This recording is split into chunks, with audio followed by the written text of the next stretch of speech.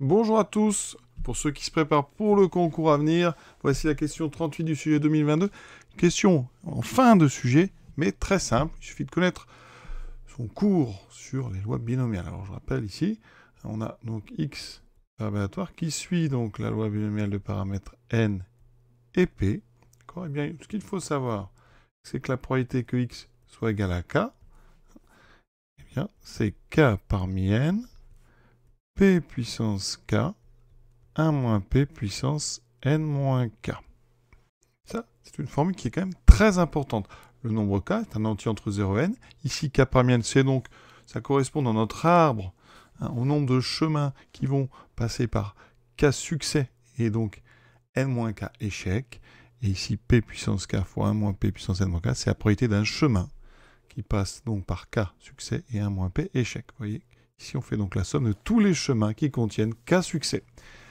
Dans la question, on nous parle de P de x égale n. Donc, je vais appliquer cette formule pour k égale n. Donc, ça donne n parmi n fois p puissance n, 1 moins p puissance donc n moins n puissance 0. Alors, n parmi n, ça veut dire qu'il y a, en fait, ici, c'est un chemin qui contient n succès. Il n'y en a qu'un seul. Donc, n parmi n, ça vaut 1. D'accord ? P puissance n, on n'y touche pas. 1 moins p puissance 0, la puissance 0. P donc est entre 0 et 1 strictement. C'est donc un nombre non nul à la puissance 0. 1 moins p est différent de 0. Donc quand on met 1 moins p à la puissance 0, il n'y a pas de problème, ça donne bien, ça donne 1. D'accord ? Donc ici, ça fait donc p puissance n.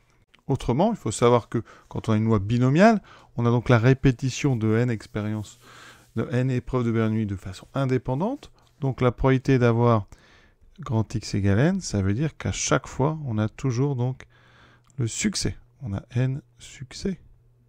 D'accord ? À chaque étape, le succès a une probabilité de p. Donc ici, eh bien, comme c'est indépendant, la probabilité de n succès, c'est le produit des probabilités de chaque succès. Donc ici, on aura ceci n fois un n facteur. Donc on a p puissance n.